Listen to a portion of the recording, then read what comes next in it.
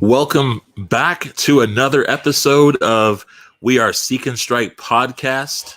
I'm your host, Chris Walker, and joined with me, as always, is Alicia. Alicia, how you doing tonight? I'm doing pretty good, actually. How about you? I can't complain. Just here we are another week in COVID quarantine, and it seems like things are starting to kind of open up in the world, and I'm not sure how to feel about it. If I just want to run out and just be immersed in everything, or if I kind of want to still stay in hibernation. What are you kind of thinking about it? I just believe that. Welcome back to another episode. Oh, sorry about that. Hey, it's all good. We're live, by the way. This is our first Yeah. time going live on the podcast. I'll say we're live on YouTube. Definitely go to our YouTube channel and subscribe there. And we're on our Facebook page as well. Go ahead, Elisa. Yeah, sorry about that. I was just trying to share it to the group and I forgot to turn my volume down. But I just believe that I think it's a little too soon to be reopening stuff, considering how kind of bad it's getting. Like, I know Georgia reopened and they got, I believe, after a couple of days of reopening, they got 200 new cases. So that's where, like, they should be like, let's shut down again. But I mean, it is what it is. I just think it's a little too soon. And for us, I think that our governor is doing a pretty good job about it. And there's still some people out and about, but I mean, people aren't going to listen. It's like telling a little kid no. You tell them no, the more they're going to do it. Right. I definitely agree with you. On some of my work calls, they're talking a lot about going back to work, and I could already kind of sense some folks' anxiety about that, just because it's a lot too soon. And, but the good thing is that they're definitely talking about staging it out. So before we get too far into tonight's podcast, let's bring in a guest. We've got a returning guest. His name's Jeremy Jaramillo. I think that he was going to be a great guest for tonight's content. So without further ado, let's bring in Jeremy to the room. Hey, Jeremy, how's it going? I'm doing well. How are you guys? It's been a long time. I know, right? It's been, a month and a half? I don't know how long it's been. It feels like it's too long. I know. I can't believe we've waited that long to get you back into this podcast. Well, we're used to seeing each other around the bend, at the stadium, at the watch parties, etc., and it takes too long nowadays. I agree. So, Jeremy, what are some things that you've been kind of up to during this quarantine? It seems like in the freshman stages of it, obviously everyone's watching Tiger King and folks are binging. But over the time, what is your quarantine staged out to look like? Well, God, I've definitely binged my fair share of Netflix. I'm still at work. I work at a hospital. So I actually just got in from work a few minutes ago before this started, and it is Nurses Week. So shout out to all the nurses out there. We were given flowers and treats to our nurses. So I'm at work every day, but missing that one-on-one interaction a lot.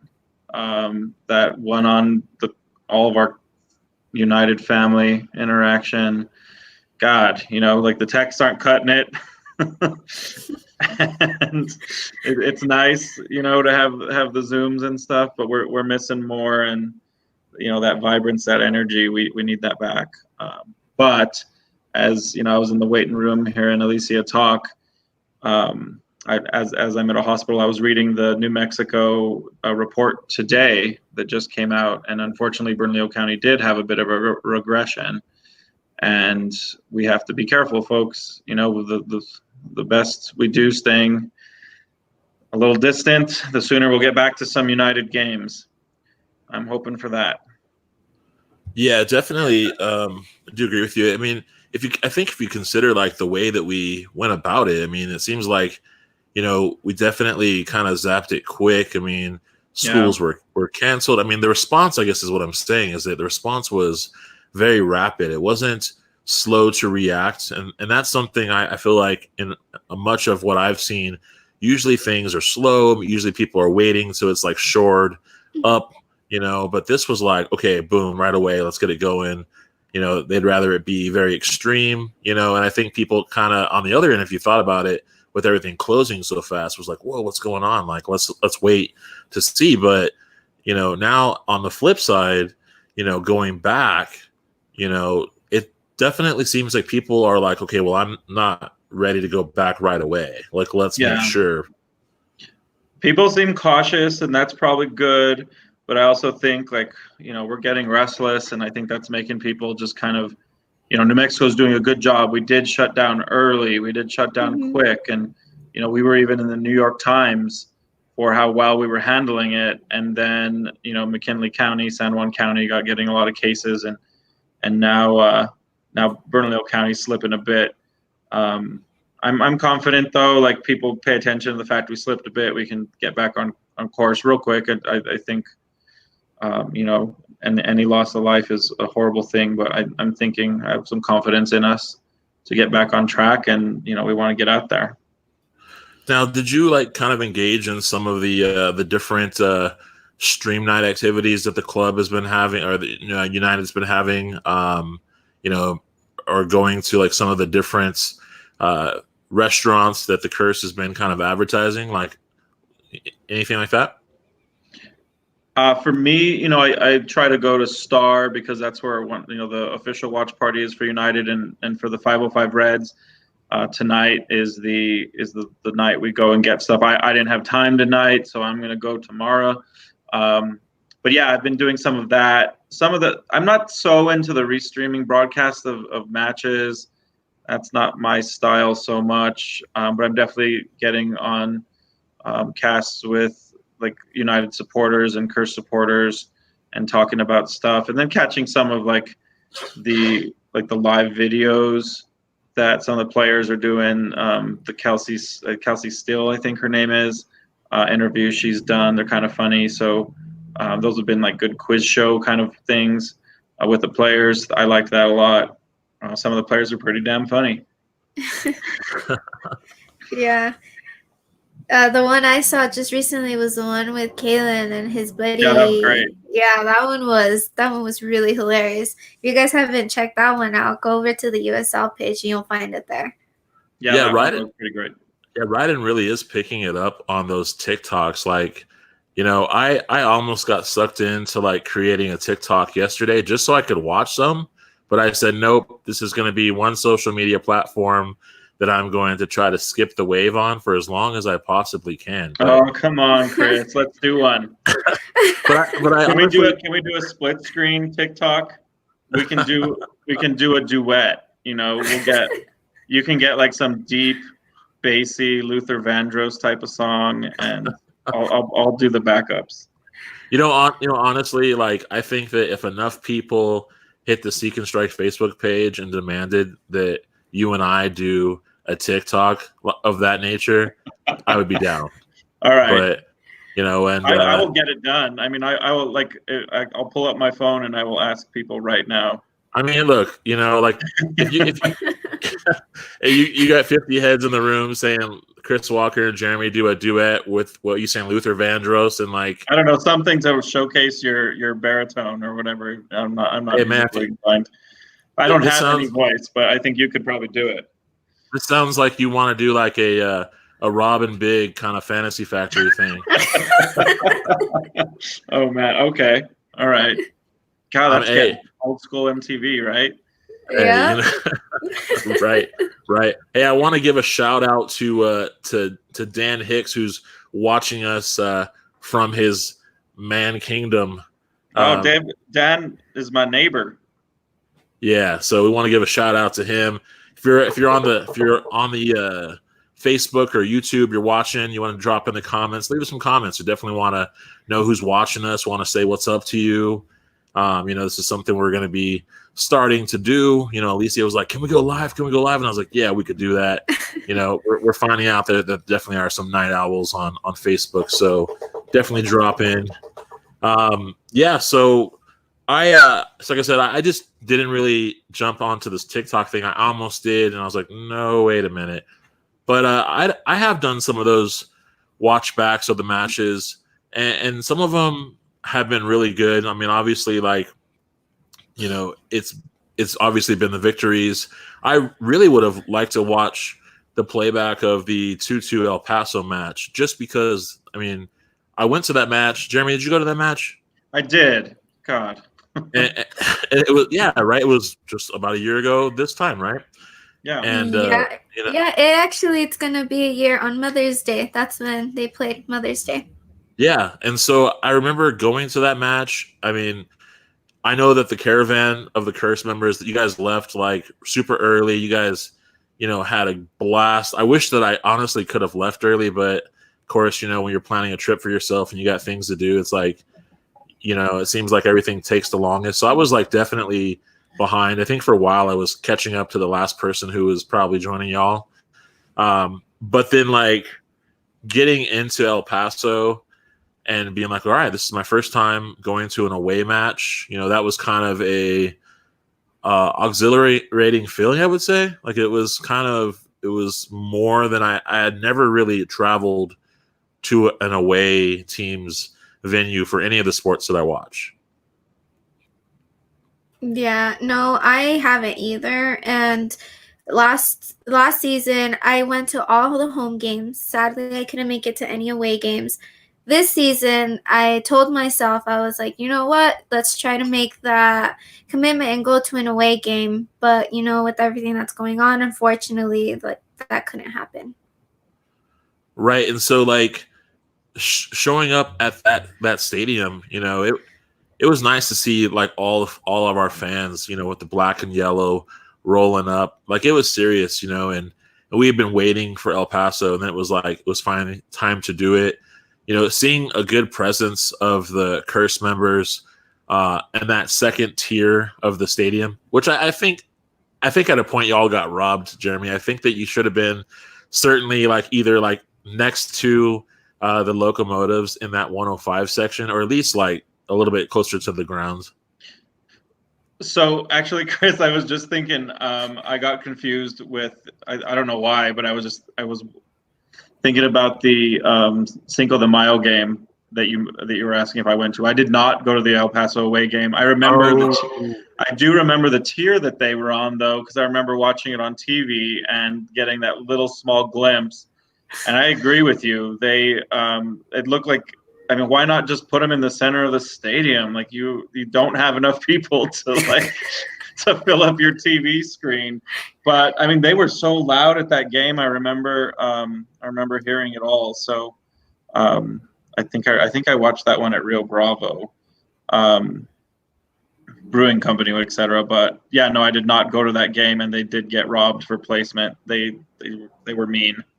Yeah, the graphic of the stadium seating chart really made the two sections look like odds ends, but being there in person, they weren't too far apart from each other. I personally just think that, again, like, they actually had a good spot. I just think that they should have been maybe down a tier. And then of course hats off to that crew that went to that game, because even after the match, they had the trash bags out. They were picking up the section. That was an awesome sight. That was something that I got to witness, and whatnot. And I had stayed there pretty much. I was like the last of three people in that stadium. We had done our second podcast, and I had called in, and I was talking to both Josh and Seth, and Alicia, you were on that podcast too, right? Or no? I don't think I was. Not yet. And so we had done the podcast. I was calling from the press box. It was kind of awkward because, I'm sitting there trying to talk about New Mexico in the midst of all these like El Paso personalities. But they were pretty cool. It was like shouts to them definitely for letting me stay till like nearly midnight, and I'm just playing it. You know, Damn. to like 11 to like basically finish out this pod, which was cool, you know. But here we are, you know. So a year later, you know, we're not necessarily on the road or making any treks, but you know, kind of looking into today, I thought we'd talk a little bit. It seems like there's a lot of movement in the world of soccer today, which I'm sure, were you guys kind of happy with the league's announcements around the world? I was kind of excited to see that they're like slowly but surely trying to get into the training, and here in a couple of months or so we can finally get back into the game. Even though it's going to be closed venue, I certainly don't mind that because I want sports back. Yeah, I think there's going to be some leagues that are, you know, in countries that are doing better with COVID, and God, I'm hoping that they can do a good job, and I hope they can keep their players safe, and you know, make a good example of how we can do it back here in the States, and then we can get to some matches maybe at the end of the season in person. So let's talk about some of these leagues. I thought we would jump into to Jeremy's favorite, the Premier League. Oh God, Premier League. All right, so you know, we've heard that the Prime Minister of England wants the Premier League to be something of a point of pride, to kind of pick up the country's spirits. But it looks like there's all the discussion between, you know, kind of some teams on the lower end of the table that kind of would like to cancel the season, so to speak, and the teams at the top that have varying differing degrees of involvement. To me, it feels like they're going to play.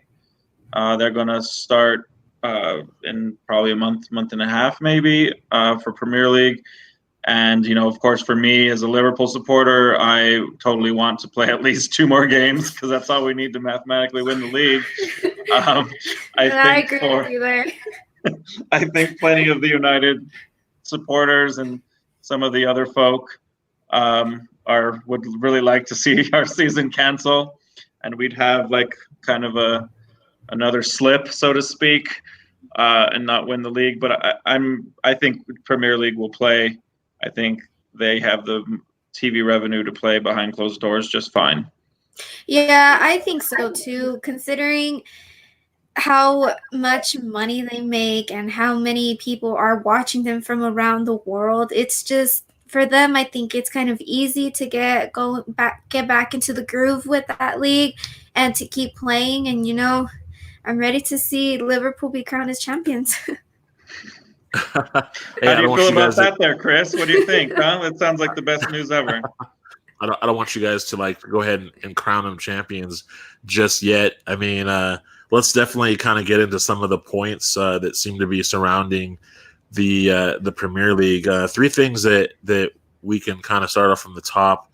They're talking about neutral venues. They're talking about promotion relegation, and they're talking about players' health. So I thought we could get into, let's talk about, first of all, let's talk about promotion relegation, right? Now, something that I thought was interesting was, again, like you were saying, like there's some teams on the bottom that have formed an alliance, right? These are the bottom 6 teams in the standings, you know, and of course, you know, the bottom 3 makes sense that they would form an alliance to be like, hey, like I don't want to get like dropped to the championship. Do you? No, I don't. So let's bond together, right? It's like some secret monopoly trade that's happening where everyone's mortgaging their properties together so that no one can advance, right?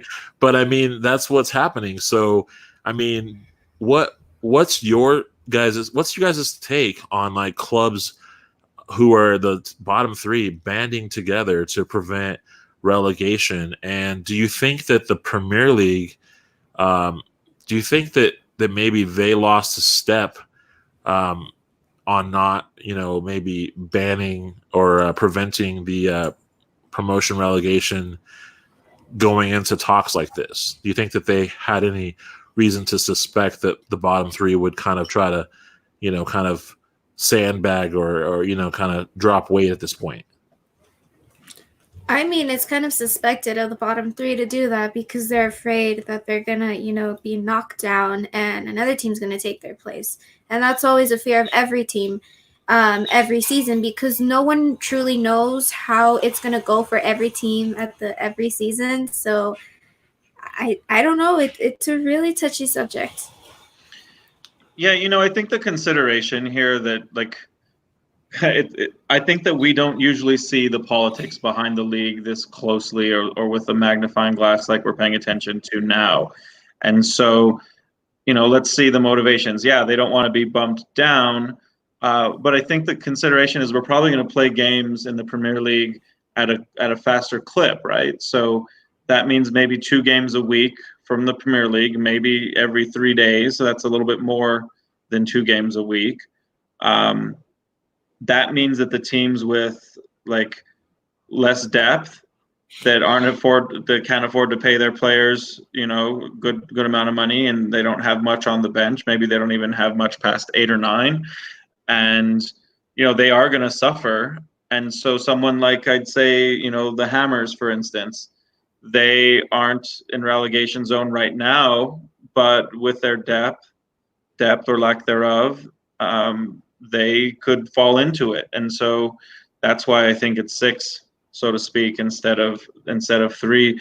And I think we could, or I'm not making the decisions, but it could get creative. We could drop 2, we could pull up 1. There's some precedence of having a little bit more than the 20 squads. Not everybody would play everybody next season, but we could have 21, 22 sides on the tier and the top level in the Premier League, and that might be a little bit more fair to get them on board with playing some more games.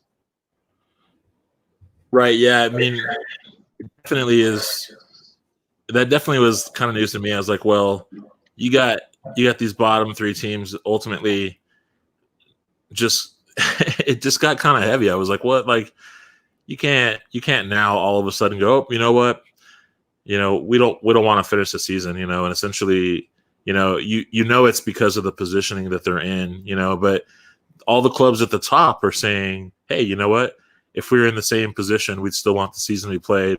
And, that's kind of hard for me to imagine. Like if Liverpool, Manchester United, or Manchester City, if they were like in the bottom 3 and this were the same situation, would they also maybe pull the same stunt and be like, hey, let's form an alliance and let's basically bogart any sort of, deal from happening? Because it's hard for me to imagine these people who are not in a position saying that they would do differently.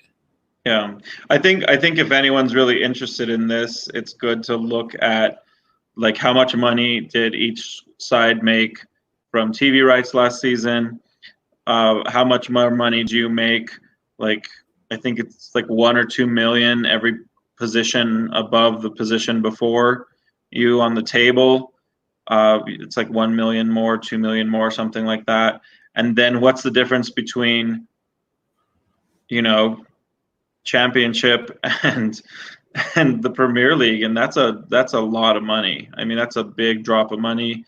And you think I think when you're firmly positioned in the Premier League, teams like Manchester United, Liverpool, you feel you could survive a season. If you got relegated, you go back up. Liverpool's been relegated, not when I'm alive, but I look at those years and I say oh, they got back up. They'd get back up again.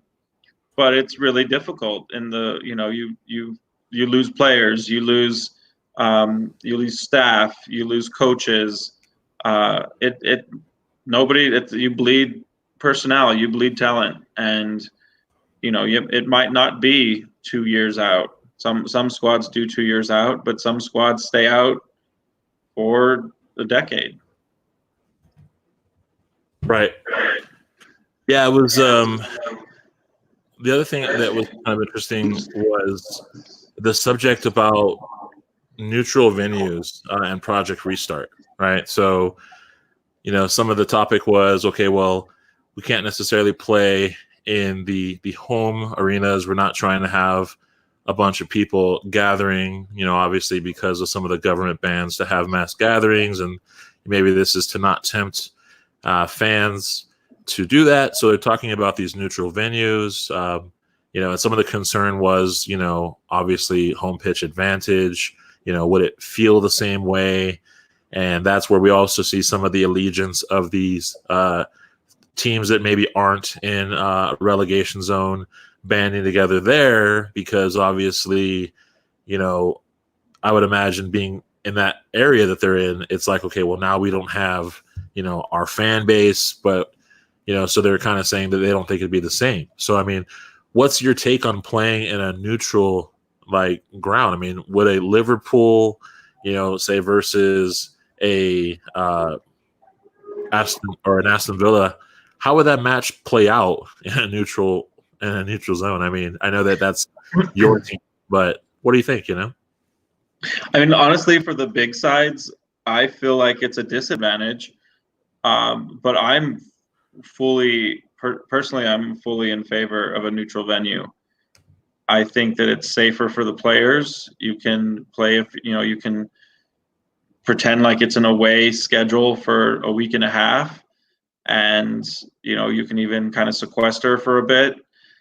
I think that the bigger sides are going to lose the bigger home pitch advantage, and that's not the biggest thing as far as playing some games or not playing some games. I'd rather have the players be safe. I think that as soon as you start getting players testing positive because they're traveling across the country and getting a sandwich from the deli across the street and all that kind of business, then all of a sudden we're going to have to start canceling again. Or players, what happens when your favorite or best player on your side gets COVID, gets sick, and then we're going to have to go. I guess we'll just have to keep them out. But how many players were they bunking with? It gets to be a much bigger issue. It's cheaper. The television rights are much bigger. They have, I thought I heard from a couple people that the television money had already been paid, but then I read another article that there is still money to be made per match. In some other contract negotiations for the television rights. So I think there's plenty of good reason to have these neutral venues personally. Right on. I want to draw attention to one of the comments in the chat. We've got Ron Patel. Ron Patel says, "Wow, Jeremy sounds like he knows what he's talking about." God, I see Ron's face, that picture with the yellow tie there, every day on my Facebook, and I just know Ron wants to come home. Come home, right. Ron. Come home. Right. Shout out to Ron Patel. We miss you. It's hard to miss the best fan base in the USL. Yeah, right. Want to give a shout out to Tito Morales, who says, "Saludos, somos unidos." All right. Tito, yo, thanks for joining us.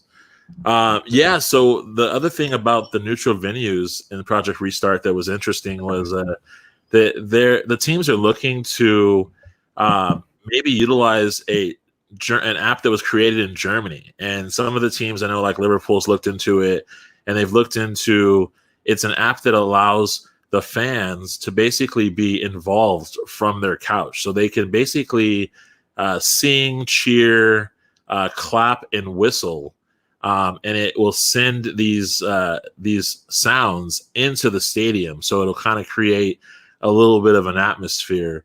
What's your guys' take on an app that can basically simulate crowd excitement and whatnot? I think it could be pretty interesting to see it kind of that way, to still kind of get that somewhat interaction, and it could work, but then again, what are the downsides to it? What do you think, Jeremy? And get all rule based here, as a car drives outside my house here. You can hear that. I think like if you regulate how it's projected, right? You don't want just the sides with the better speakers to sound like they have a better crowd or something like that. But all in all, like there's got to be positives that come out of this situation, and probably when we have a match, you know, when the full crowd is in hand, and maybe we have people at home getting to yell like crazy, and it gets projected into the stadium still, then like that would be a positive, you know, like we'd get to feel a part of it, and like our watch parties or whatnot. Obviously USL probably can't afford that per se, but I think it's a pretty great idea. I don't know what the downsides are. I guess I hadn't thought of any, Alicia. So if you know, pop them up right now, because I'd like to. No, I actually don't. Like what you said is like trying to make the crowd seem bigger, you know, like in USL. Like, what if El Paso, they try to make their crowd seem bigger than ours? It's weird. It like nobody would believe it. Yeah, I wonder.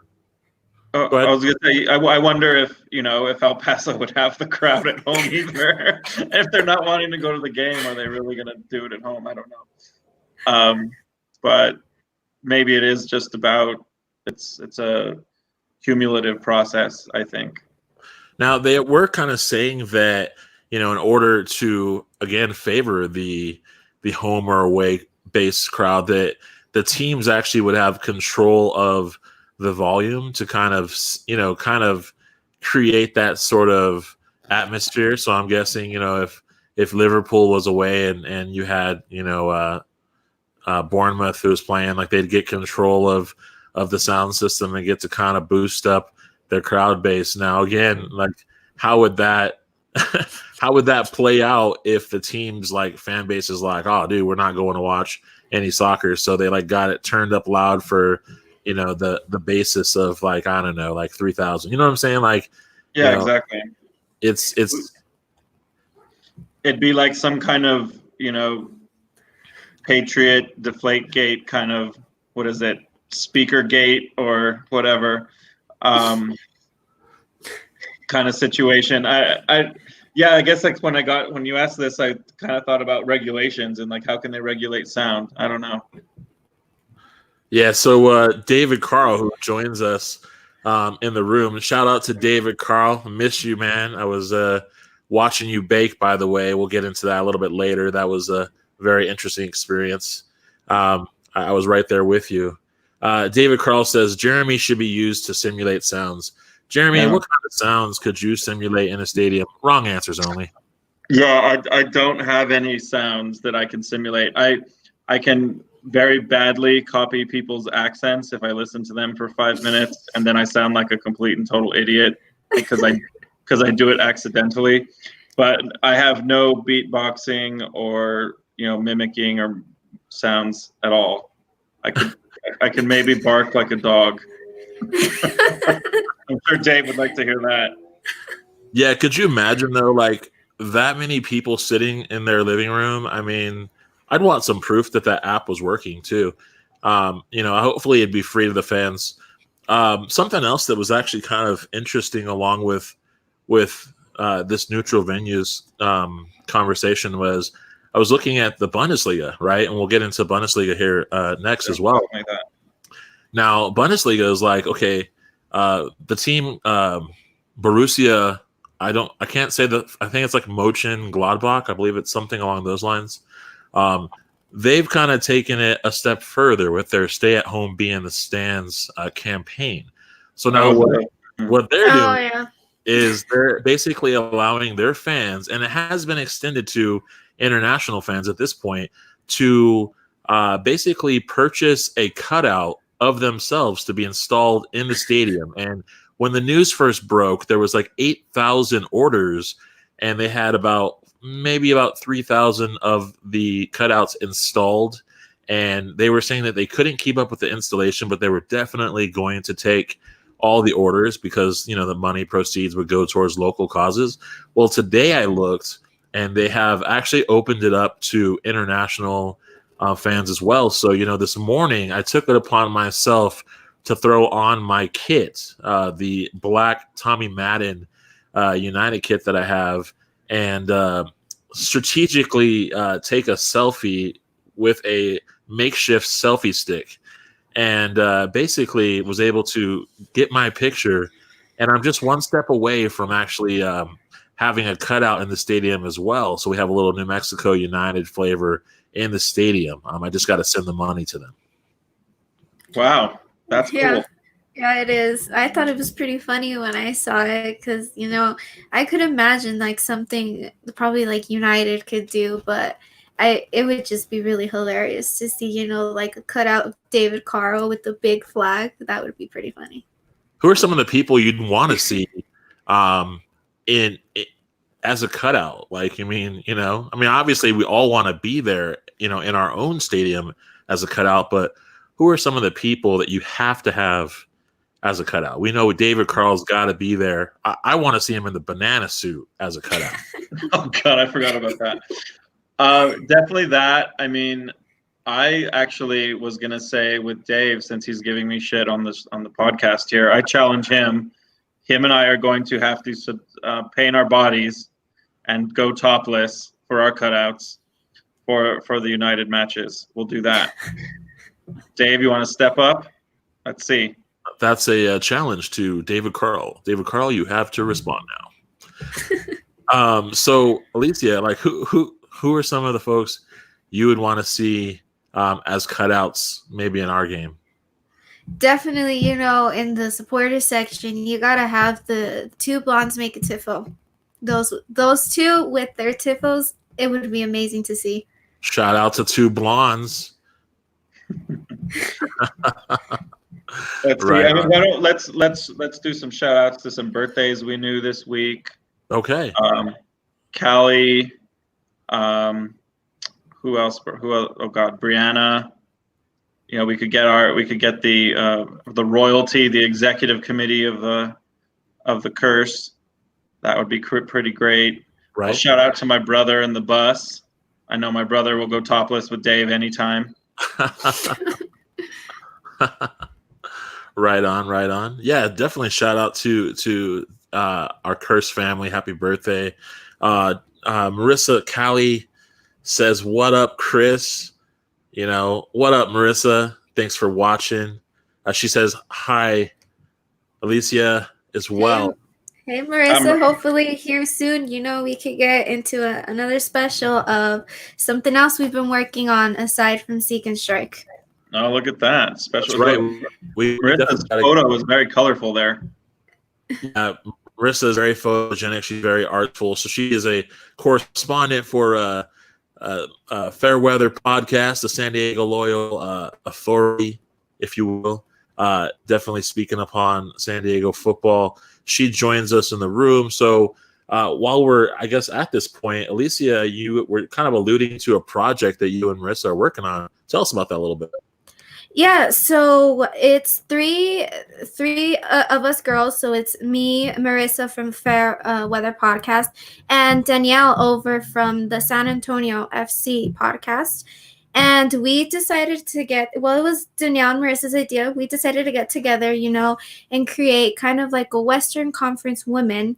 And it would be just like a little special here and there, catch up on like league updates and what us females, we think about the league. And if we should bring in, a women's USL league and how that looks. And then equal pay, equal play. It's actually really, really cool. And we all represent our clubs on there. So check it out when you guys have the chance. Unfortunately, tonight we were supposed to record, but I had to record a Seek and Strike. That's my priority right there. It's my first podcast.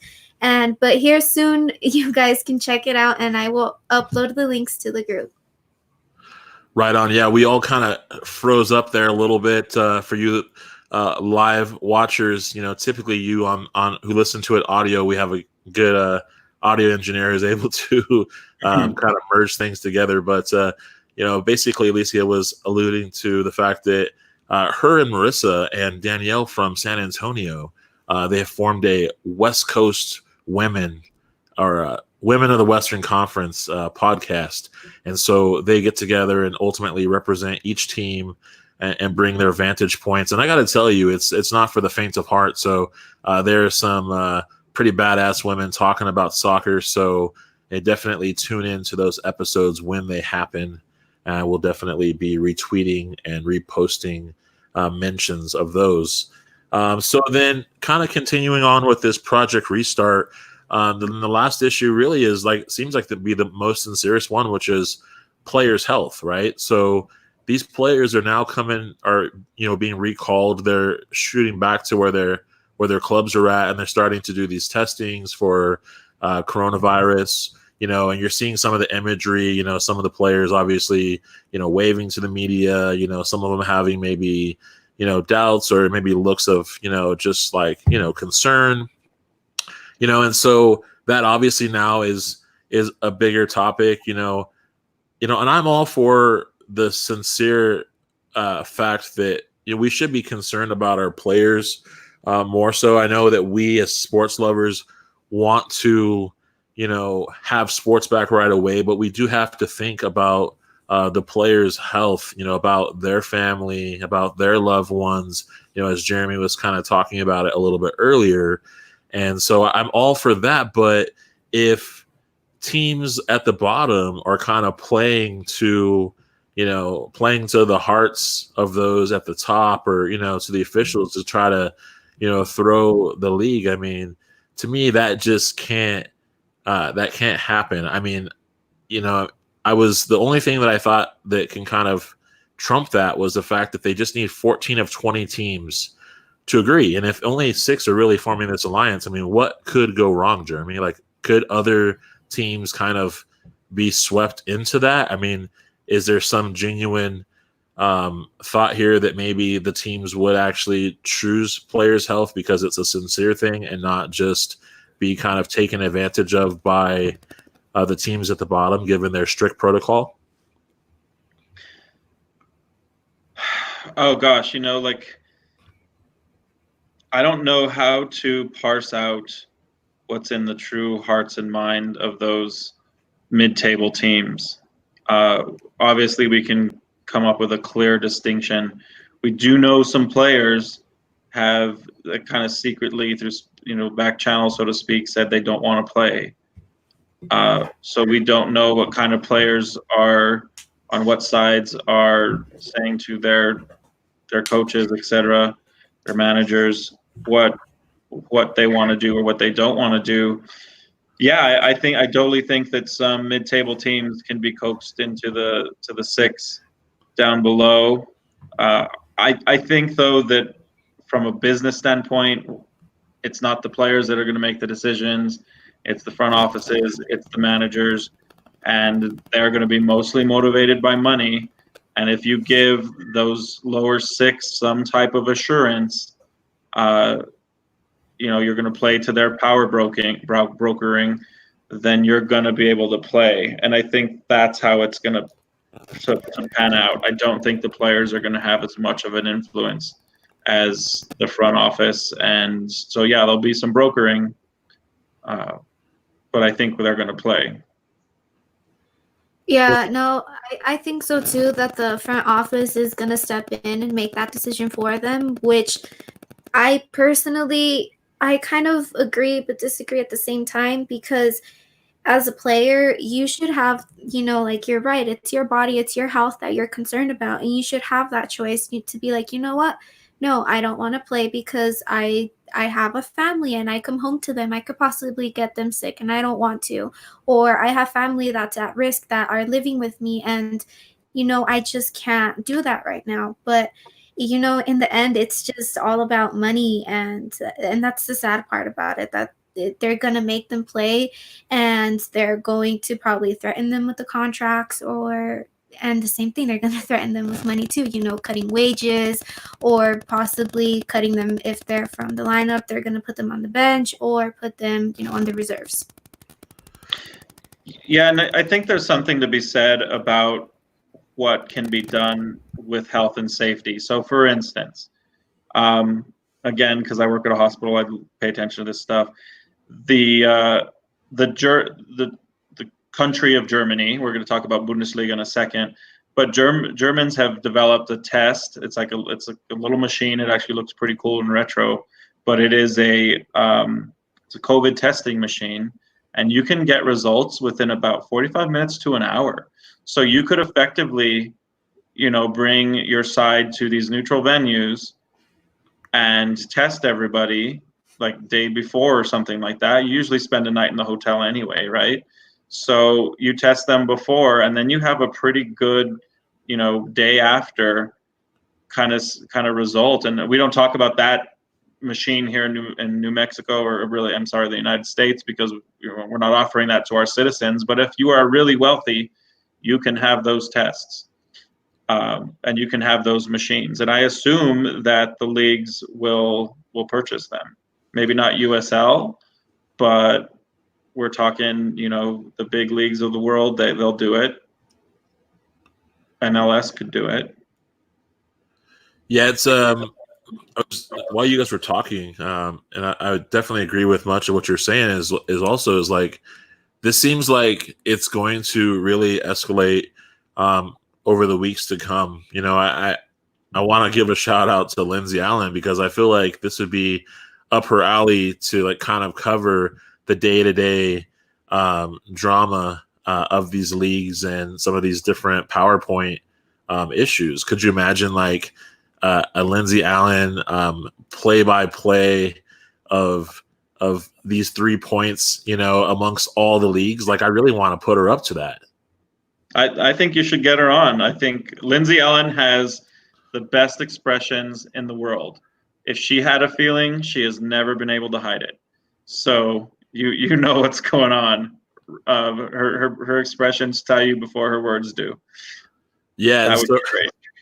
I mean, but I really think it's. I think you have a lot of different people. I mean, on both sides, you got the folks that are going to be, the players that are going to be, my health, my family. Then you're going to have the players that are like on those teams that are like, oh man, like I'm going to throw out every wrench I can. I'm going to play the sides. Like, I mean, you think about the way players are so good acting on those flops, throwing themselves down on the field. Like, I hope it doesn't get that dirty. We got like the Neymars of folks just really trying to convince people about things that maybe they're not really concerned about. I hope that it doesn't get, to that point in this, So yeah, then, I mean, we hope that people have a little bit better spirit of goodwill and good sportsmanship during this time. But since it is about money, since it is about wages, since it is about positioning and getting a role for yourself, yeah, it's probably gonna happen. The Sergio Ramoses of the world are gonna do something.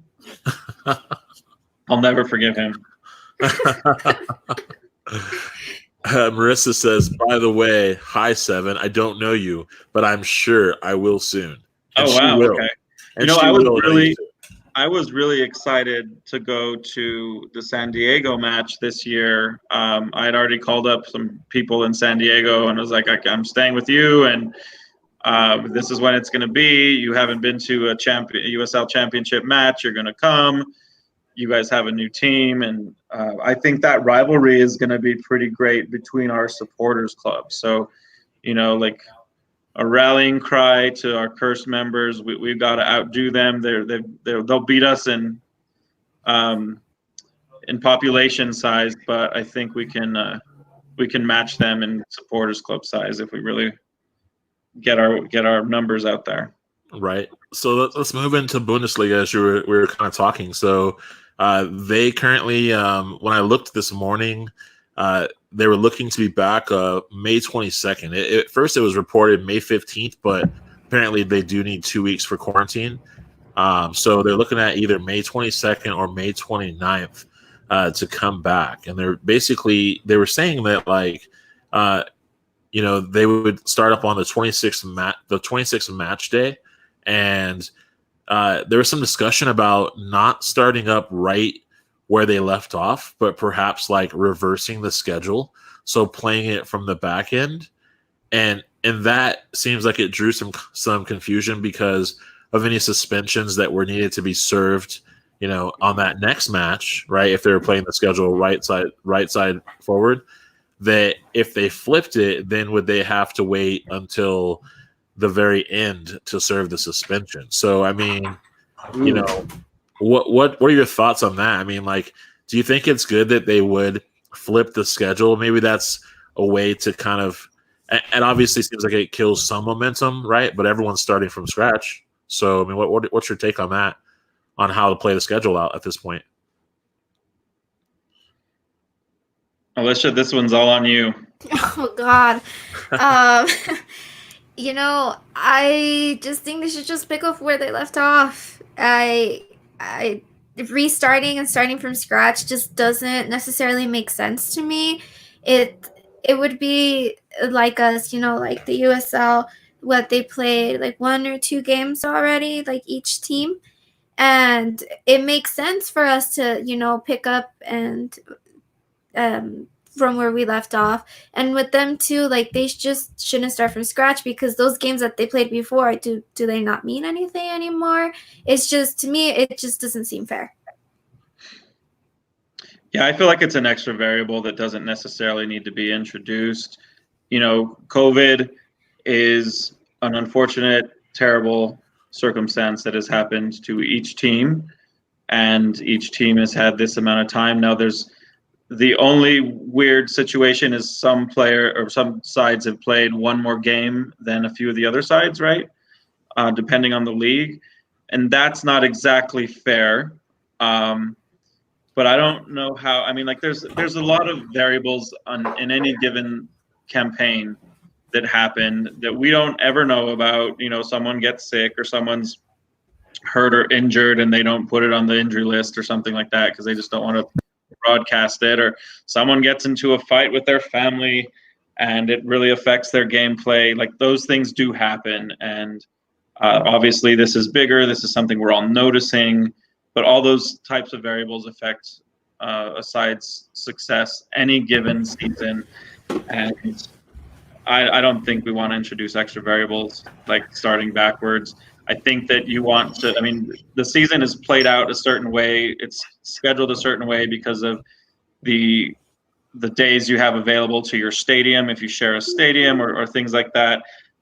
So that's true. But it's also about the fact that you want to play one side, when New Mexico United plays El Paso in the middle of the season, and then they wait like a certain amount of time and play them again in the middle of the season, that kind of spacing out, I think, makes some good sense. So I think they should keep the season just in the same order for really any league. Do you think the suspension should play out right on the spot? So right when they get back, some folks are going to obviously have a little bit longer of a waiting period to get on the pitch?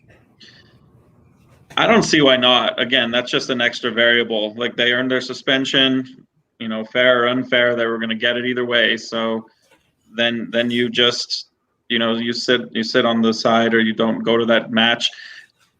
I think just let them on the pitch, let them on the bench instead of keeping them out of the stadium, because they're going to be playing in 3 days anyway. So let them be with their team members this time. Maybe that's a exception to make, but let's just let it go.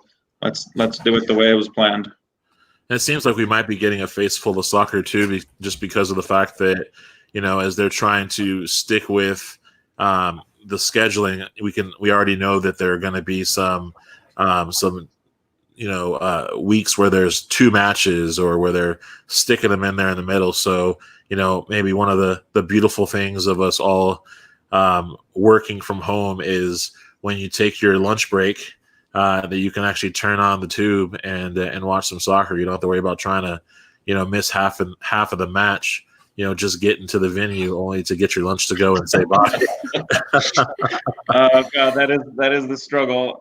Yeah, I think that's really great that people will be able to get to take their long lunches, but also really, for the sides in their own home countries, there's not going to be a lot of football going on, right? So the Bundesliga getting a head start. It looks like La Liga wants to try to jump on that bandwagon as quickly as possible. Bundesliga is gonna get a lot of new fans. There's a lot of people in the States that aren't watching Bundesliga, and now they will be, and we're gonna be picking new teams. And I think the way that NBC has done well with Premier League here, I think what is it, Fox Sports 1 that covers Bundesliga. I don't watch much Bundesliga myself. I'll catch a game every 2 weeks or something like that. But we're going to. But we're going to now. We're all Bundesliga now, I think they'll say. Yeah. I mean, to speak to that point, before soccer went away, we were all Indian Super League fans too.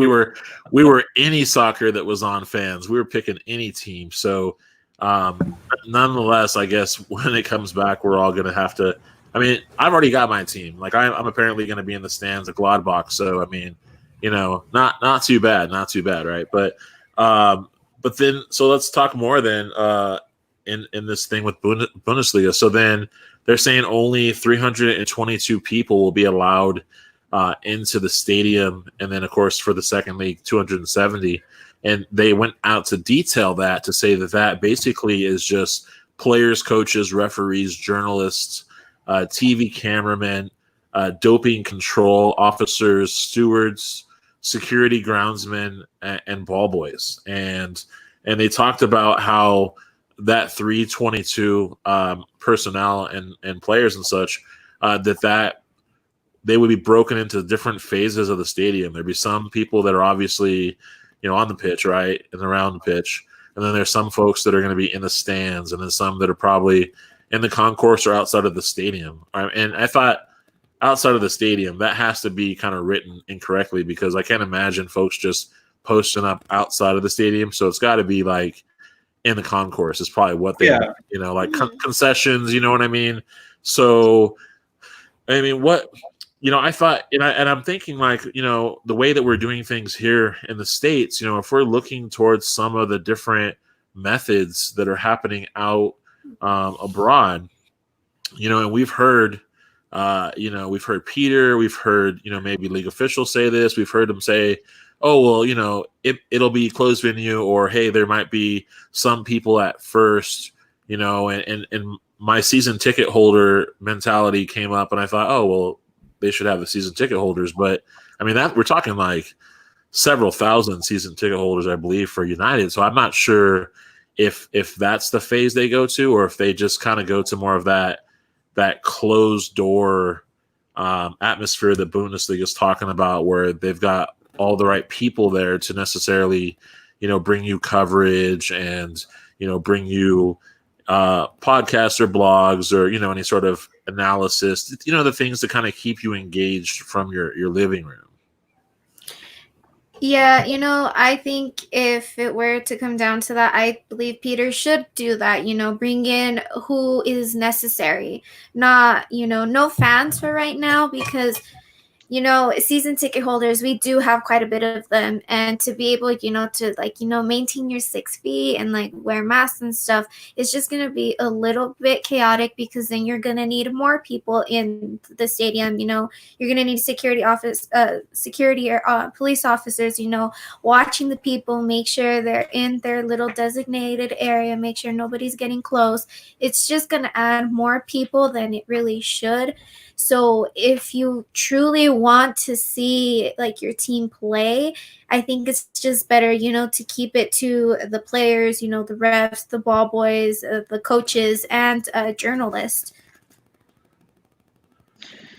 Yeah, I think we've got to keep it really low. I don't think it makes any sense to bring in season ticket holders or 200 people. You can do it. You can space out maybe $1,000 or $2,000 to people, but why? We were talking about this in a second today, and it was kind of I don't know. For me, myself, I can swing it, because I am working and that kind of thing. So I don't want to put this pressure on anybody else, but I don't want to give back my season ticket money, even if I don't get to watch a game in person.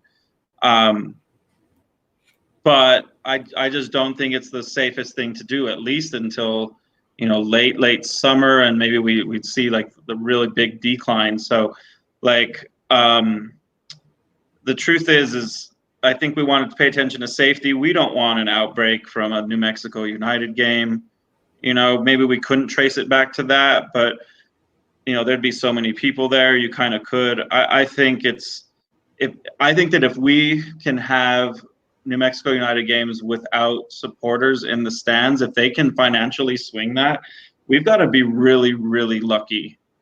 Because for me, I didn't think that was like even possible. People asking me about if the season was going to happen, I said no way. Like, there's just not enough revenue. And I looked into the revenue of from ESPN to USL Championship, and I read that it's about the deal is low 7 figures. So like we're talking $1, $2, $3 million towards all 35 sides in the USL Championship. That's not a lot of money. We're talking like 28,000 per million to a side. That's not even covering one player's salary. So the TV venue is not a lot. I think that maybe the USL sides are thinking maybe we'll just do this to not lose fan base, and maybe we're going to take a loss this year, a big loss. And speaking of salary, definitely folks gotta make that money. We know, Jeremy, we're gonna send you on a food run, man, because when we're in these stadiums that are empty, we're gonna need someone to be able to go and grab the pretzels and the sodas. So why don't we go ahead and let you go run and grab some food for us, and then we'll bring you back on this conversation here in a little bit. Alicia, so just to kind of pick up where we left off with this with Bundesliga, they're also talking about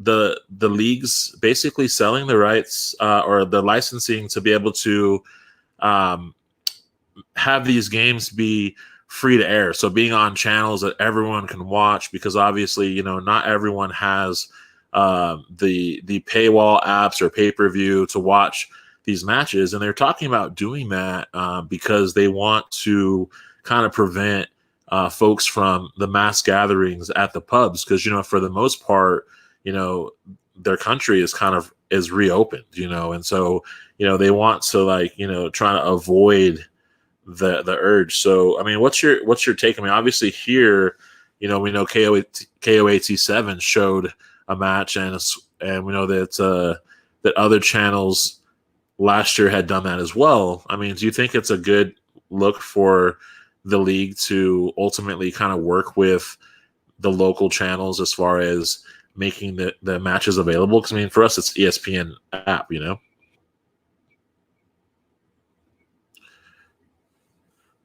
You're on mute. Oh, sorry. If they can get a way around that and work with those networks to be able to provide it to us for free, would be, it would be really great of them to do that. It's also, like you said, it's kind of declining, the big gatherings and getting together with friends, and knowing that, you can also watch it from the comfort from your own home. And also the fan base, they wouldn't lose that fan base that we have, because if it was just ESPN Plus, a lot of people aren't going to really pay for that in reality. And then again, if they have a friend who has ESPN Plus, they're going to be like, yo, can I come over and watch the game with you? When they shouldn't really be doing that in the first place. So if they can do that, that'd be really great, because last season they got to televise the United home games in Spanish for free for the Spanish viewers. So I thought that was really great of them to do that. Well, welcome back, Jeremy. Did you, were the lines short at the beer line or what? Well, Star is really good to me, so I was able to get over there pretty quickly. I got some pizza and a growler, and really I just got an egg. Sorry guys, I'm starving, and I also I worked all day. I went to work at 6:30, and I just got back in time for this, so I just went and got some hard-boiled eggs. Right on. We were just talking about the fact that Bundesliga's, they're looking to obviously work with the league or the local channels more or less as far as making the matches available free to air, so we can kind of prevent folks from gathering in their local pubs. And Yeah, go ahead. I think that's great for big leagues. I think for USL, I hope they have a little bit of a paywall. Really inexpensive, or maybe like a donation kind of thing. I don't think, my brother and I talk about this kind of thing all the time. Like, New Mexico United is not a charity. It is not a nonprofit, but we do have a lot of people that bring us a lot of joy and a lot of entertainment. They bring us together. They create community for us, and they cannot do it without our support. So I think something reasonable isn't so bad. And I see why the big leagues don't want to pay for it. Or I'm sorry, they can allow people to have it for free. But I don't know. I'm kind of like, maybe USL can't afford to give it for free. Right. Exactly. Yeah, I would kind of wonder about that. I mean, just think about how the Rocket League competition was done. It was showing on, I think it was showing on like ESPN3 or on their esports of the app, but it wasn't behind the paywall. Do you know what I'm saying? So they obviously, if they want to allow folks to watch the broadcast and obviously to buy the merchandise and to keep them longer, I think the league is gonna look for things that right now maybe seem like a seedling, that will lead to profit later. Because I mean, they still have to worry about growth. I mean, they have really had a boom lately, and so that's allowed them to do things like, launch academies or talk about bringing in a women's side. Things that maybe 10 years ago didn't really work for them as well. Yeah. So now they have to think about, what can we do to pay it forward, because these folks are going to obviously be here. So I think that really I think the spotlight is kind of on USL Championship and the clubs and the owners as far as what they'll do to pay it forward. At this point, and again, like clubs here that have their own stadium. I wonder how fast they may be trying to adopt Gladbach's strategy of having installations. You know what I mean? So that TV looks beautiful, because we know, at Isotopes, the view that ESPN shows, there's always the JJ Abrams lens flare that pops up, when you when you rewatch the match, what I mean? So games always got that sun glare there, but I wonder if other teams will kind of jump on board with that. Yeah, I wonder, like, there's got to be some kind of added content piece, so maybe it's still on ESPN Plus. You're still going to have to pay for that. We know that we can't, USL sides, at least New Mexico United, knows that we can't gather at bars here in New Mexico. So that's not going to be a risk to fans. However, maybe they can have, if they can't afford the cutouts, maybe they can do the cutouts. If they can't afford the music or the crowd noise being streamed into the stadium, maybe they can do like a Patreon style, group chat or group chat rooms. You could have 30, 40 group chat rooms, and it'll be like, walking between like the suites upstairs or something, and seeing who in each of them, and while you watch the match. So that would be really great way to do it. Something to give added content, instead of saying, we're going to take it away, we're going to make ESPN Plus more expensive because we need to pay the revenue. How about those of you that can't afford it, pay for some little extra stuff? And that could be kind of fun. But in any business environment, you have a volatile business market, and the people that are most fleet of foot, that are most flexible, that are adaptable, are going to do the best. And I think our New Mexico United front office is, we've seen them to be really creative. They've provided a lot of venue for us to meet. None of us knew each other a year and a half ago, right? Right. And now we're all really great friends. And I think that they can rise to the challenge. And if they need some ideas, I'm sure the Curse family out there will help them come up with them. Right on. So then let's talk a little bit about La Liga. You kind of talked about it. They're obviously trying to come back in June. One of the things that I thought was interesting there is that the president of La Liga was saying that they expected at least 30 pros to test positive, and that won't halt their plans to restart. I mean, the exact words were they were not going to dramatize pros testing positive. So obviously they're not going to try to overplay it or make it a reason, and that's got to be interesting because obviously, I mean, you have to think about that. But what's your take on that? I think it's better to not really dramatize if a player has tested positive, because people want their privacy, and if they did test positive, like if I tested positive, I wouldn't want the whole world knowing, because they're gonna be like, oh well, then this person has it, because I'm pretty sure they already taken those precautions about other players and keeping other people around them safe. And also, kind of like speaking on La Liga, because I know we're going to touch that here in a bit, but I know they just started kind of resuming individual training, and I think it's kind of looking like, like a little glimpse of hope that they're going to get into team training, and then hopefully here soon, games and closed venue once again. Yeah, they the thing I read too was that one of the sides, Ibar, however you say that. What is it? I think it's Ibar.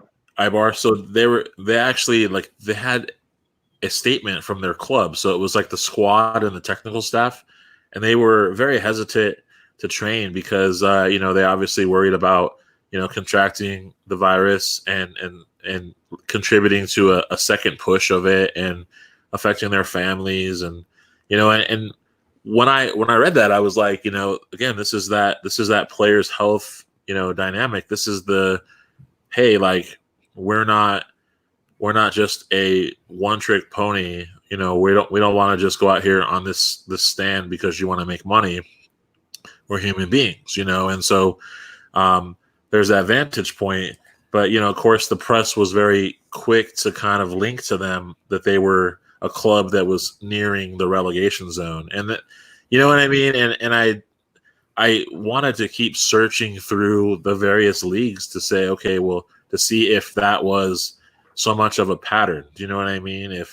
And obviously, like, there is some of it, but again, like I'm not those players. I don't know, but what was interesting was the squad and the technical staff really had that sort of concern, whereas the owners and the president of that club, they had no recollection that had happened because it wasn't on the actual website of the club. So to me, like, I think that was cool that a squad spoke up that way.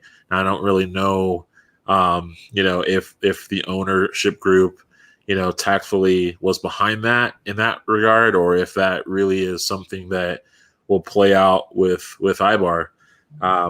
But most of these leagues, I mean, according to La Liga, I mean, they have a pretty strict protocol. They're talking about, food being delivered to players who should only go out for training. And if they live with players, they should isolate. And if they should train in groups, the group should be like of 8, and there should be no switching. And you know what I mean? And that play will be behind closed doors. So it's like everywhere we're looking, they're taking some strict protocol, for things. I think that people just have to kind of obviously adhere to what's being placed out as a provision for them and kind of trust the process a little bit. Do you know what I mean? Like, this means that each of you is responsible for yourself and also your others. You know what I mean? You got to really take it serious, and I mean, you've gone over a month not playing the beautiful game that you love.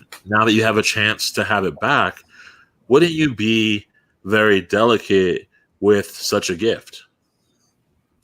Yeah, you should really take, like every single precaution. Like, it's better to be safe than sorry because the moment we get it back, it could be snatched away from us any second, any day. And, we're going to be like, oh, well, we should have done this, we should have done that. And this is where you have to really think things out, like every single little detail before putting that plan into action. And with La Liga, I kind of want to give a shout out to the Real Madrid players because they all compromised in cutting their salary, their wages, to be able to help those other employees who have lost income during this pandemic. So let's jump across to Liga MX. So Liga MX is saying that they're kind of looking to maybe come back in July. They're saying that they're kind of gauging their return based on the school's return, and ultimately it's looking like their 2020 clausura. If they're hoping for that to start in July, then they're saying that obviously the apertura that normally starts in July would have to be pushed back. One thing that they're trying to do obviously is maybe look at how they can schedule it, because they're looking at 7 rounds plus the playoffs for the clausura. So with a league that obviously has two parts of the season, I mean, how do you see something like this playing out? Like, do you think this is going to benefit in the long run for them? Do you think that they're going to have to maybe condense the way they do this, or maybe consider canceling one of the halves? With Liga MX, the way how Mexico has been dealing with this whole pandemic, they've honestly been doing really, really great. They, shut down as much as they could as soon as we shut down, and they really didn't have any cases at that time like we did. And I know, I believe it's in Mexico City where kind of like the main games are played in the Estadio Azteca, and I know that they're disinfecting the streets and disinfecting everything that is touched to the best of their ability. And as soon, I know before the pandemic, it got really bad here in the US.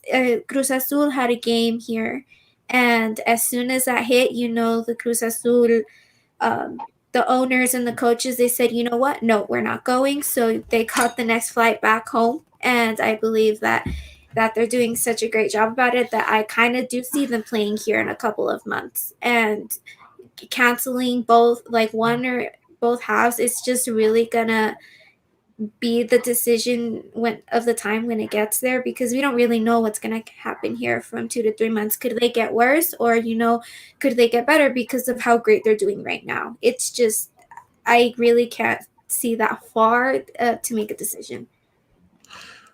Right. And so then League One just basically this is the France league, right? They basically just canceled the season.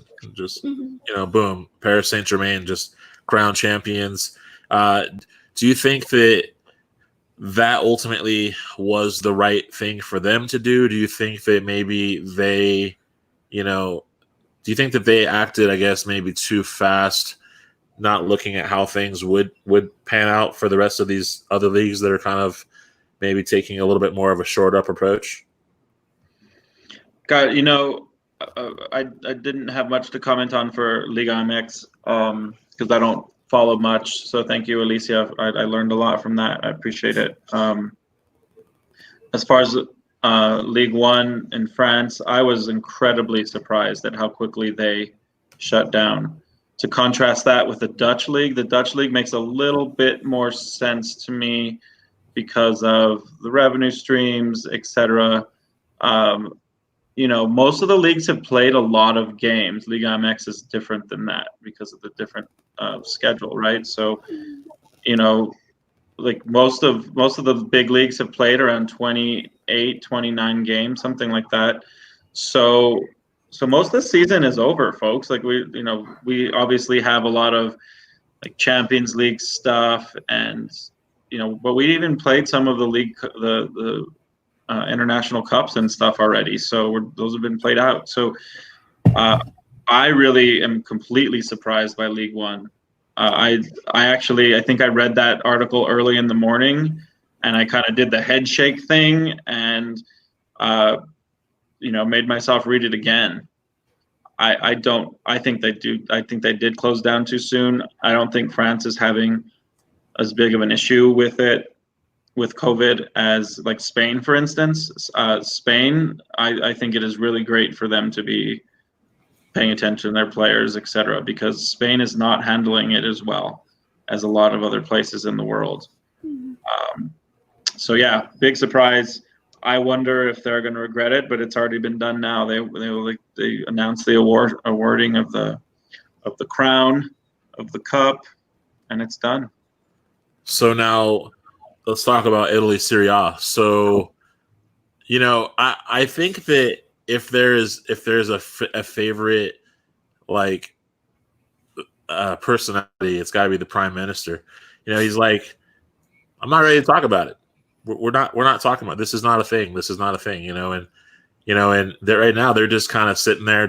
I think they're going to kind of wait to see how everything else plays out, how all of these different leagues like come back, and maybe that's a smart move. Maybe it's like, like no one's in a rush here. We want to do it right, so let's just see. Let's see how these other leagues do it. I don't know if anyone's necessarily looking to us here in the States, because obviously we're very liberal in some instances with some of the things we're doing. But maybe we can be a model.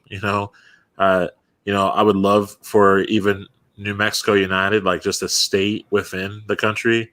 The other things we've modeled, obviously, with flattening the curve, that maybe even our team and the way our ownership group, plays out along the league. Maybe that'll be something that a club will be like, hey, let's just check out this other club. They're doing some other things in other news with COVID. Let's see how they handle this. But Serie A is just saying, like, we're not ready to talk about it. So, I think again, like, he's stacking his chips differently.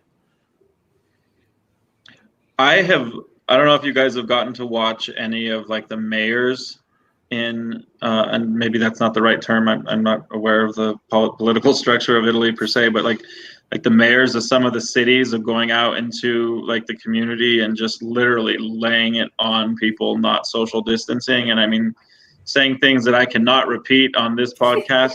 We have lots of percitos listening, hopefully. Yeah. But those were hilarious, but also sincere and serious. Well before we had like a lot of cases in the States, this went down. And I like the situation they're in. And then let's just consider the fact that in Italy, COVID is happening, more in the more northern areas of the country. Where's that? Milan, like Inter Milan, like some of the big sides are going to be affected by that. Obviously, Roma's down south a bit, but I think they're right to do it, and I think bravo to them in their Italian style, putting it down like it is. Yeah, like sometimes you seriously need to hear that harsh truth to like, to be able to like, like snap out of it and, like you take a step back and realize what you're doing is not right. So, hey, maybe we need some of that here too. Yeah, right. I mean, it's just the way it is. I just want to give a shout out to those who are still with us. It's our first time obviously going live this year. So, you're getting to get it in a full segment. When we produce it, it'll be part 1 and 2. So don't worry. We'll make sure that you can have an enjoyable halves of the pod. So kind of, I guess we've talked about a lot here, right? We've talked about the main issues that have surrounded all of these leagues are, from one vantage point, obviously promotion, relegation, the teams that, didn't have as great of luck, through most of the season being like, hey, like we're on the brink of not making it. I think what was interesting about Liga MX is that they actually had already suspended promotion relegation for like 5 years. So that obviously is not in part of the conversation. And I think, and I know that what Premier League is talking about, because they're supposed to be meeting next week, is, you know, if they take promotion relegation off the table, you know, or the way they first introduced it was promotion could happen, but relegation wouldn't. So then all of a sudden you'd have 23 teams, you know, which would mean like, you know, a much different schedule and, you know, more matches being played, you know. But I think that if they can take off promotion relegation in this one instance, that they're going to obviously win over at least, 17 of the teams, because I'm sure that's a little bit of the concern. If they could do that, that's going to be one thing that's obviously going to be like a win-win probably in that situation. And then I think that, you know, I don't think that they're going to really have much to do with, you know, the neutral site. I think that just has to be something that people have to kind of live with. You know, these players are going to be shacked up like in hotels, sequestered, as we talked about earlier. They're not going to really have any contact with their family, so that's got to be rough because they've been at home just, you know, with their family. So now they're going to be like in some remote spot. But these are the things that are out there. So like, you know, promotion, relegation, neutral sites, and players' health being really what should be the most important thing of all. Is now let's come back to the States. Let's come back to USL Championship. We know that today they said that players are going to be able to start training in like groups of 4, which seems like significantly less than, you know, what these other leagues have done. But I mean, obviously that's probably more because of that's a safer way to do it. You know, 8 is a lot. You know what I mean? That's a lot of bodies to put around each other. So 4, and you know, obviously they've already been doing that. You know, they're bunked up as in a pair. So it's like, hey, now I get to see 2 more of my friends, right? I mean, how were you like really excited about the fact that now there'd be some news from USL Championship and that it looks like, hey, now they can start training again? Yeah, I was really excited when I heard about that. I was like, yay, there's hope for this league still like to go on, because I know like what Jeremy was saying, we really need that fan review to be able to get the league up and going, because we're still, even though we have so many fans throughout the whole USL Championship, it just still doesn't compare to the bigger leagues. We're still really small, and it just, having them train, it's like, well, can we see ourselves playing in July like they said so? Yeah, so I mean, again, like all these issues are going to play out here. They have to. I mean, that's just it's, we've already uncovered it. It's the consistency of such. I mean, of course, the season's barely beginning, so there's not going to be any talks about promotion, or we don't even have promotion relegation, dare I say it. I mean, smack myself all the times we talk about it. One day, probably not. Right. Well, we're always talking about it on the internet. You swear we have it, but we don't. So that's obviously not an issue. So then you go to, neutral sites, something Peter had kind of thrown out there. And I mean, I think they had already kind of explored that when they were thinking about New Mexico United U23 and playing in these other sites, other towns. Of course, that mission was mainly to bring soccer across the state of New Mexico. But, I think it's really cool to see how other ideas that these clubs have or other initiatives that they have are now like things that they can reach into their wheelhouse and kind of use. So neutral sites doesn't seem too bad of an option. I mean, obviously, if we're not going to get to go to the stadium anyways, then to me, like, I mean, I guess that's just one less thing. I mean, do you think that hurts our area locale as far as if they pick up and go play, I don't know, like just somewhere else, like, you know what I mean? They're playing their home games in a remote location in New Mexico. I think that it's just the smart thing to do. You have players in the USL Championship that have other jobs, and they balance that life, and that's something real to be considered. Maybe most of them aren't working that much right now, I don't know. I don't know the answer to that, but that's something to be brought up. But I mean, like everybody's shipping off and kind of going to like a camp, like a pre-training camp base or preseason camp, and playing, you know, a shorter stint of games.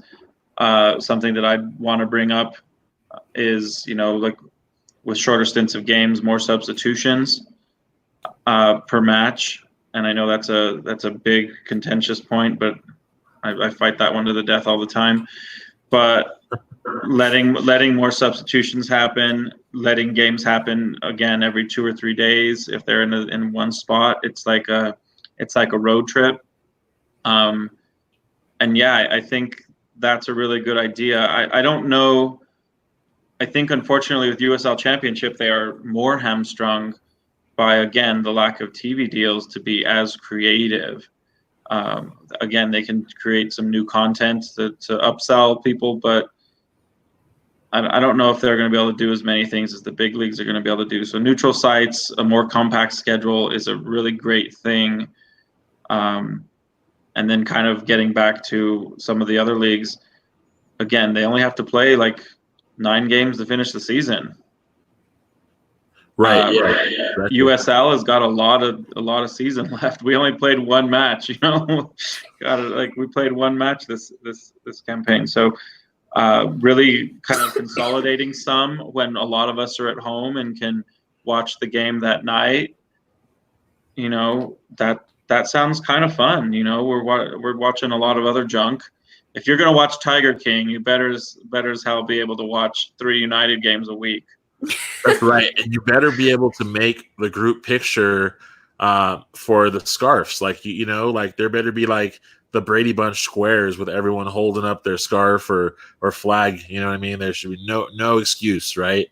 But yeah, just that's what I was kind of like wanted to kind of jump into is like, you know, I mean, we know that the article we've read in the journal or that Tim Keller was saying that, you know, don't expect to see anything in person or don't expect to see them before July, you know, and that was for them to play, or was that just for us to be able to actually potentially go to the stadium?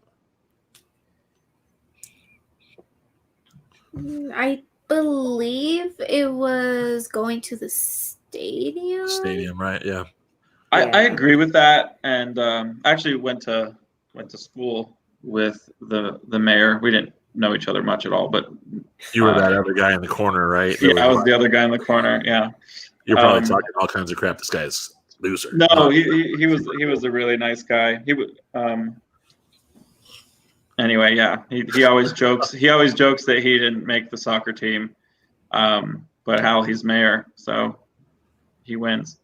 I think that Mayor Keller is really conscientious of the players, really conscientious of the safety of New Mexico citizens, Albuquerque citizens, and I think him saying that July as an in-person game was probably him being very, very hopeful.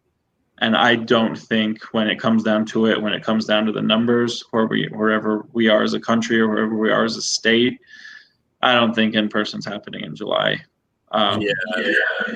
Especially because of how they're talking about like concerts. You know, you're hearing some like mass concerts not being able to really kind of happen until like August in some places. You know, I mean, and we pack a lot of folks. It's not like we're just packing like 2,000 like the Switchbacks. You know what I mean? Like, yeah. Can we just like refocus on that? Like, we killed the attendance rates last year. Like, God, what was it? Indy 11, was it like 11,000 or something, or 10,000? Yeah. I think. Yeah. They're pretty close to us, but man, I was looking at the attendance records, the low end of the USL over the years, over the last decade, and there were some that averaged like 200, 300 supporters in the stands.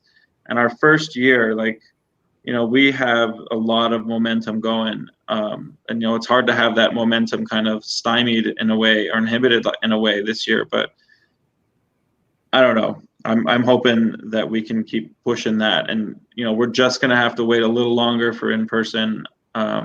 Luckily, there's a lot of season left. And, like we have to be considering the fact that, the USL season could go into the fall and go into a second wave of COVID and have to pause again. So a condensed season when people are still home, I think is a really big bonus. Like, let's play three games a week while people are staying home and they can watch it. Right? When people start getting to work a little bit more, then they're not going to be able to watch 3 games a week. Maybe they're going to have to, just make mac and cheese for the kids and put them in the corner or something. I don't know. I mean, honestly, like, you never know. We could just end up playing every team once, and then boom, all of a sudden something happens, or maybe the league decides, you know what, like that idea that RJ Montano brought up, about, hey, just playing everyone one time, and and maybe doing it regionally, something like that might be what they have to think about. I'm pretty sure their USL's not going into this like, okay, let's just have our normal process. There has to be people that have sat and thought about, okay, if we only get to play 17 matches, do we just kind of boom, take that record, and kind of do what the Prem does, you know what I mean? And just, declare a winner that way. I mean, you just never know. And so I think that's probably some of the talks that these owners, presidents, these front offices are going to have. Right now, just getting things started is going to take a lot of eyes off of what they need to do, right? Because the players are going to be doing that, and people are going to be kind of focused on that. I'd hope for us, the gumshoes of the media, that we would be kind of looking closer to all these issues that we've kind of addressed tonight, because by no means do I think that they'll be resolved just in 1 or 2 articles. I think that they're going to be developing more and more, and we really will have to hit up Lindsay and have her really tune in and give us her best reaction, for the return of soccer season 1. I think it'd be very interesting. So, we've talked definitely a lot about the different leagues, and obviously, ours is one that they just came out with so much news today. I feel we'll definitely be talking more about some of the other news that the USL has dropped out today in our next episode of this podcast. So, what we want to kind of do now is kind of shift a little bit to kind of close it out, talk about New Mexico United Community, which I think is a real value for us all here. Again, like Jeremy said, we didn't have all these friendships a year and a half ago. So, I mean, looking at something that was done the other day, we had the gratitude parade. Alicia, I know that you went to that, right? So how was that experience for you, and anything cool that you want to tell us about? That gratitude parade was something, very touching, and, getting to see the healthcare workers outside, waving and smiling, and it just really touched my heart knowing that they felt appreciated for what they do, because they're in the front lines. They're at risk every single day and putting their life on the line to be able to help to save us. And that's something that they really don't get appreciated for that much. And a shout out to all the healthcare workers, and it's just something that we really need to be grateful for them. And there was 3 routes. The first one was UNM Hospital. The second one was, I believe it was Loveless. And the third one was Presbyterian. And out of all of them, there's so many healthcare workers outside, and there was even a surgeon from the heart hospital who was running down the sidewalk taking video of everyone, saying thank you and smiling. And it really made everyone feel really good about themselves, and you can tell like people were kind of getting a little bit teary-eyed. And I know a healthcare worker from Presbyterian had I believe Peter sign their scrubs, so I thought that was pretty cool. That's pretty sick. That is really sick that he signed their scrubs. I think, like, I do know a lot of healthcare workers. Obviously, I work in a hospital, and so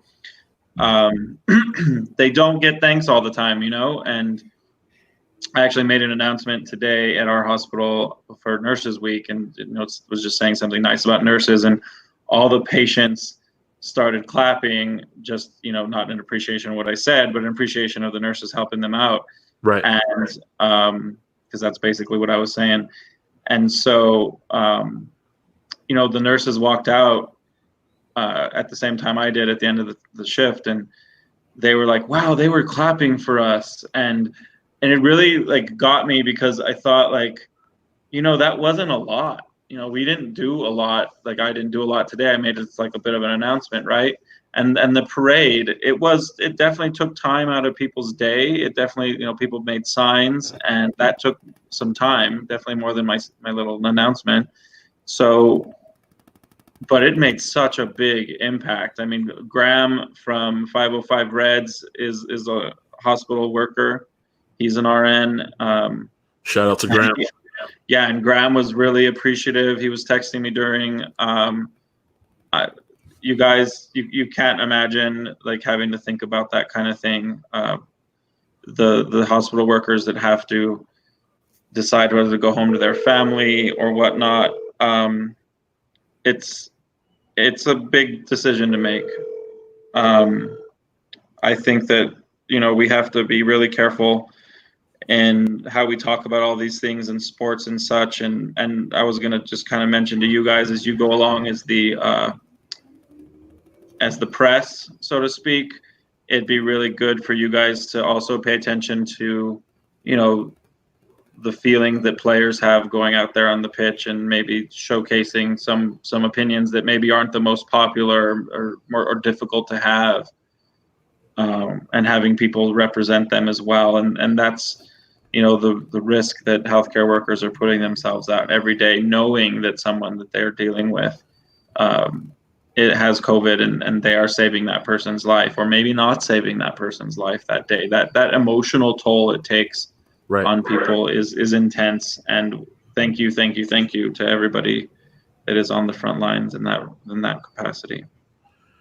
Right on. Yeah, and the other thing I wanted to just kind of bring up is the bake it forward. You know, I alluded to it earlier. David Carl's bake it forward experience, right? So, like, he basically like posted this like 20-step meme.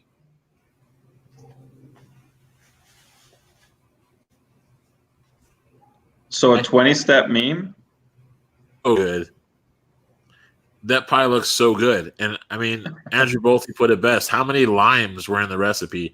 I don't even know. But you know, I'm trying to find out. That was cool. I did appreciate his homage to drinking beer throughout the process. You know, I wondered if some of the beer actually made it into the pie. You know, because the beer that David Carl likes is like very high in percentile. I go back to Zombies in a Manger, back on the inter squad scrimmage. I made the brilliant move of having a glass of that minus anything else in my stomach, and you know, I was kind of holding on for dear life. You know, it wasn't until the potatoes actually hit my belly that I was able to like make some sense of what was happening again. That's one of my favorite beers. Yeah, shouts to Star for sure. Their yummy Cubano sandwich that I'm going to praise all day long on this dang podcast. So, you know, just kind of, I guess, some last thoughts. We're kind of wrapping it up again. You know, thank you to everyone who has throughout the evening kind of jumped into this pod. You can kind of count on the visual being a little bit longer, but again, the actual audio maybe being chopped up into a couple of parts, just because we know maybe you can only listen to about 45 minutes to an hour of a pod at a time. So we'll probably do some experimenting with chopping it up, seeing what that's like. If you just want us to just keep it as one, then we will. But if you're like loving the idea that we're going to break it into part 1 and 2, bringing you a little bit more of the content within the week, we can definitely do that. You guys have like any last thoughts, anything that you want to say before we wind it up and get out of here?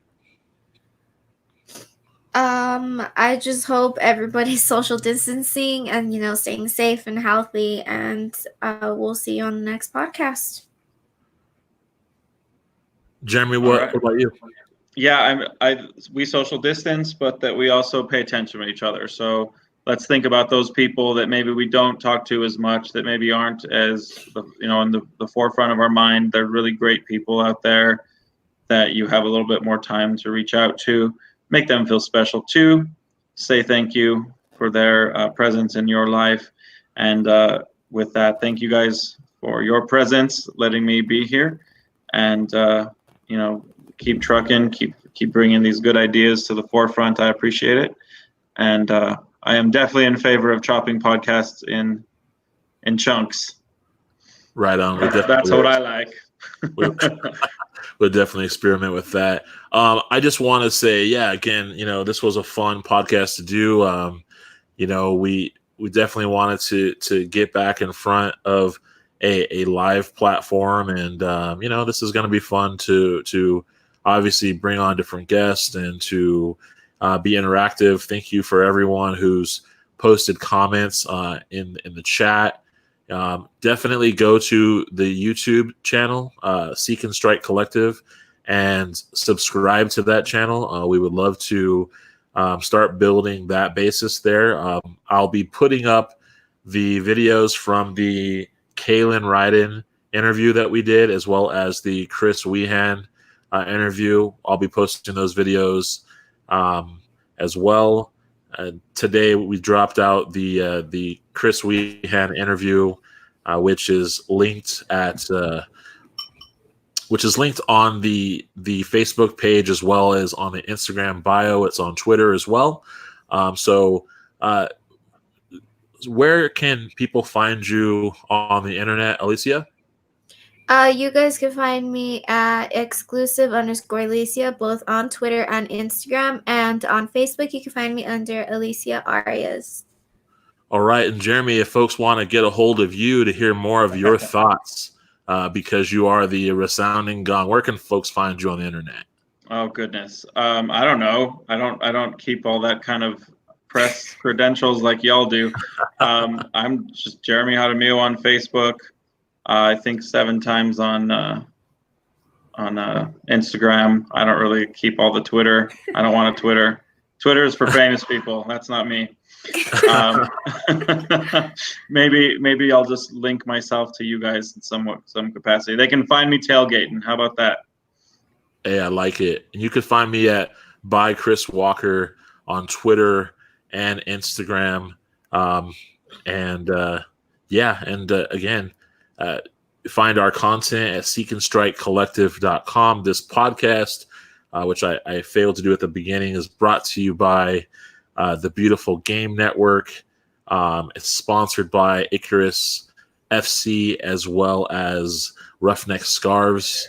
And that's going to do it for us for episode 12 of We Are Seek and Strike podcast. We'll catch you next time. All right.